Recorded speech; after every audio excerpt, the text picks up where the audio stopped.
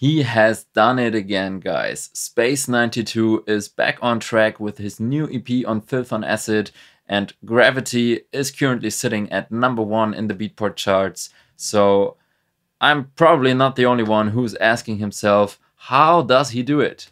Well, in this video, we're gonna find it out.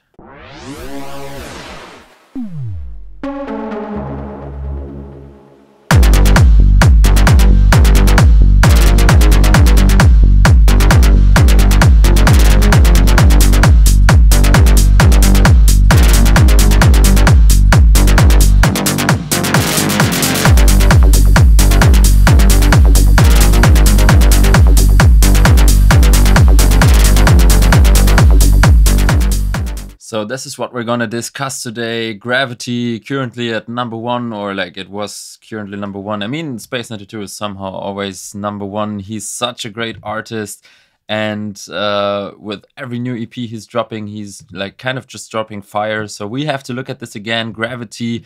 And let me say that from the beginning, the presets used in this video, for example, this one,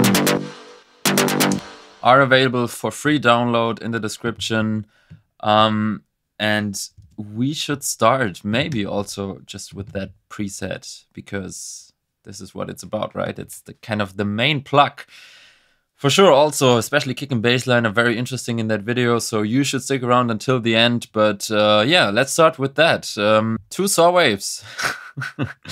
At this point, I feel like I'm kind of repeating myself, but I hope that I can show you that you don't have to have like pretty crazy wavetables and whatever all the time and like 15 layers or whatever, but rather just the right core foundation, and then with the right like additional sound design stuff, like the right filtering, the right envelopes, the right effects, and the right processing on the channel, right? So 2 sour waves, we have one at -1, we have one at 0. They're both detuned, but just a little bit, like really just a little bit.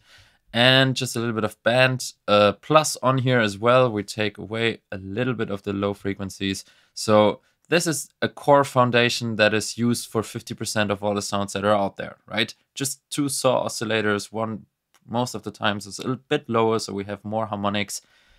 And yeah, as I always say, like it's very important to have mono but also stereo information in such a sound. So we have one unison, but not both are unison, right?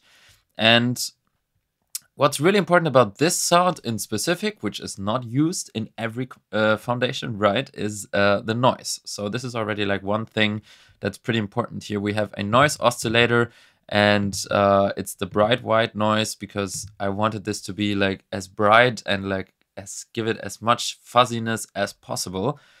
And yeah, it really adds up to the high frequency content of the sound, and you're gonna see that we are doing even more like in the effect chain and everything to emphasize on that and to give it even more this feeling of high information, right? So we have the bright white noise, and let's talk about the filter maybe for a moment. You can see that there's a little bit of drive and like filter variation. The fat knob on the low filter here are added, so just to thicken up the sound already. We have the cutoff and this envelope. It looks like this, right? Envelope shape, super important, hard to describe, like how to choose, but rather it's just all about the ear, right? And if you want the sound to be more plucky, more open, this one's very plucky, not that much open, so almost no sustain, and a very short, kind of very short, especially for a filter. Decay time like 180 milliseconds. And we can maybe have a listen without the filter. Sounds super harsh. Oh, it almost hurts. But for sure, subtractive synthesis is a thing, right? It's the very, very nice synthesis method to have a lot of harmonics, take away some of them, maybe use filters, like use envelopes on filters or LFOs on filters to get just a little bit of harmonic content here and there. And this is what we do here. We get a very, very plucky and bright hit. Right, so let's have a look at the effects. So first of all, a big distortion. Once again, we're using 2 filters here, and this might look a little stupid, but still you have all this. Right, let's just play it. You have all this. and you're just adding an extra layer of thickness. It's just a little bit, but trust me, this is how it works. This is how it's mostly about those little changes and not about the big changes, right? So we have just a little bit of sine shaper here. Drive is very low because if we go too high, it will sound crazy and weird. Rather, we're just here around 35, 30 to 40. We're also, by the way, we're also modulating the mix with the envelope. So this adds up to the pluckiness of the sound, right? So it's all about having this pluckiness right here. If you listen to his track, for sure, it's obvious, it's very plucky. So next up, this delay, I don't know why it's active, but it's actually not used. Next up, we have this EQ, taking away the low frequencies, boosting the high frequencies a little bit. So as I said before, it's all about shaping in the right, shaping the right aspects of the sound the way we want them to be. And in the end, some compression, just getting out the transient a little bit, right? It's not that much, but it's very important, especially if you guys get the preset and you just want to use it for your track, right? It's always good to have just a little bit of compression on there, shaping the sound already. So we should have a look at the effect chain, and there's different stuff going on. Let's maybe start by taking it all away and having a listen.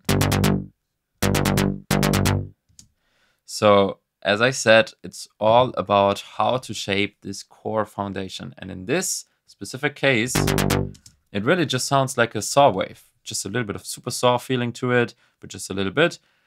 The pluckiness of the envelope is already there, but now we have to emphasize what we want. It's kind of now we take the aspects that we like, that we want to have, and we push them so much up front, like so much to the maximum as it's possible. So first of all, we have the saturator here. And while it also levels up the sound just a little bit to add up to the other sounds, it also does a little bit more of thickness and yes, just overall saturation as always. Give the sound just a little bit more body, especially if you take away some low frequencies, right? What we do here with the EQ, then it loses a bit of body, so we want to boost what's left to gain the body that we actually wanted, right? Now, next up we have the overdrive. And this is crazy, right? Even though it's only 5%, 5%, it's already doing so much, right? You can definitely hear the difference, like very, very obvious.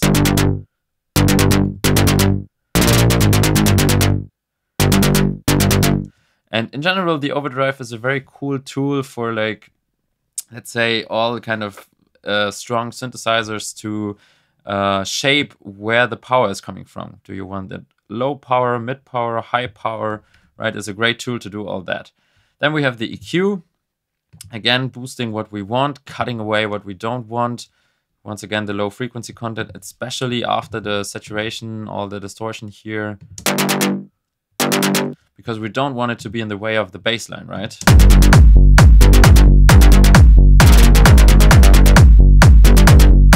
I hope you can hear the difference. Like, I hope you have headphones or like your studio monitors or whatever. Hope you can hear the difference in like the 200, 300 hertz area, how it's just taking away all the space from the bass line if we don't cut the low end away. Yeah, so that's it about the sound shaping, right? And then what's left here is a reverb. Actually a very strong one, but we sidechained it with the original, with the pre-FX signal. So basically with the signal right here before all the FX are coming. And that means when the original sound is like playing, then the reverb is not really audible and it comes up in between. Like, for example, here. We just get the reverb up a bit. You can also see that down here. Very important technique. Sidechain compression is not only usable for kick and bass, but for a lot of things actually, right? And yes, if you want to have a closer look at how all the reverbs and like in general, how the whole session works, then you might want to consider joining our mentorship program where every week you get additional content to what's already available as a free download. So For example, this week you get like all the presets from Serum for free, but if you are part of our mentorship, not only do you get feedback from all our mentors, and not only do you have the big community and the access to all those great people, like talking about your tracks, asking questions, getting feedback, finding partners for remixes or whatever. No, but you also get weekly additional content to the video. So this week, for example, you will get the whole Ableton session, so you can have a deep dive into the reverb, into the bass line, into the kick, which is layered with 3 different kicks. And yeah, we are just a very, very cool growing community on there. So consider joining. The link is down in the description. It would be nice to see you there. But anyway, we have a sidechain.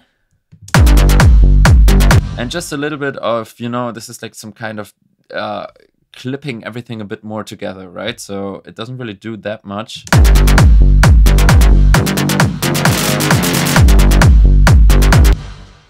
But it's definitely helpful to glue the sound in the end, right? And this is how the whole lead plug works.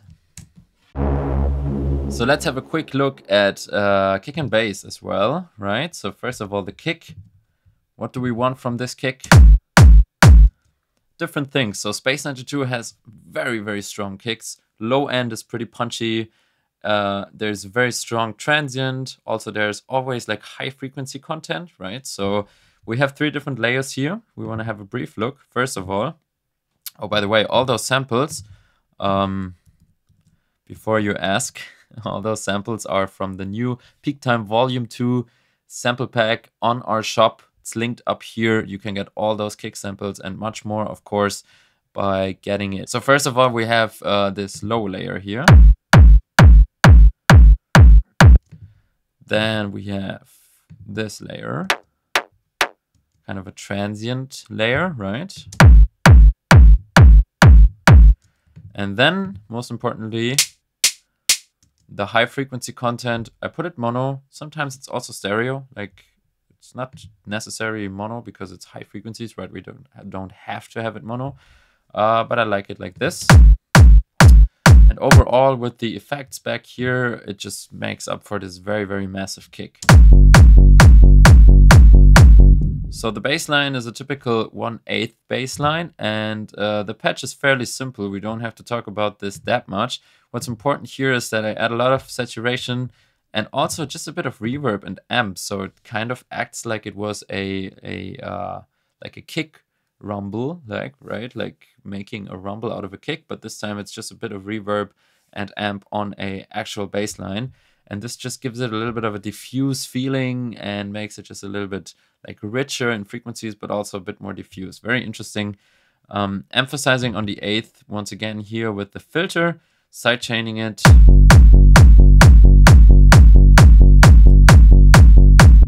There we go. It's also very interesting to have a look at this. You can see the bass line is a bit quieter than the kick, right? So the focus is definitely on the kick. As we always keep saying that there should be one element in kick and bass that is like more dominant than the other, right? So here it's the kick. The bass line is just kind of the response. We have the lead plug. And for sure we have hi-hats and cymbals. Now I want to have a brief look though at this bass plug. So this one is also available for free download, and it's just a nice addition to this already very full pattern.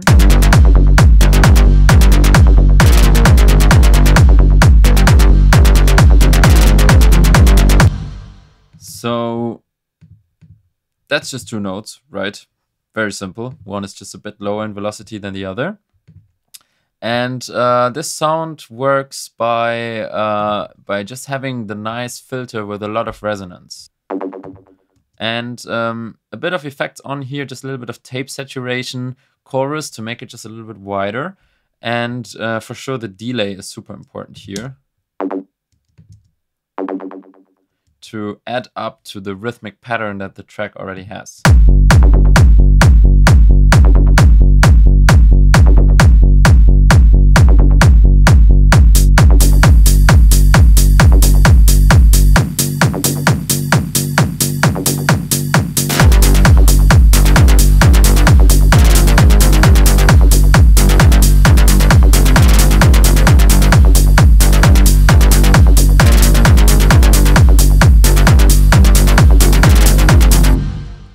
I hope that was helpful for you guys. If you want to see more like this, check out our Peak Time Techno playlist on the channel. We have many videos. We featured Space 92 before, but we also have videos on like drum code tracks, on terminal M tracks, high-low, Leighton Jordani, all those big Peak Time guys. And for sure also general techniques, how to make your kicks, how to make your synthesizers, the drums, how to get variation. So everything's in there. Make sure to check it out. And until then, have a good time and keep making music.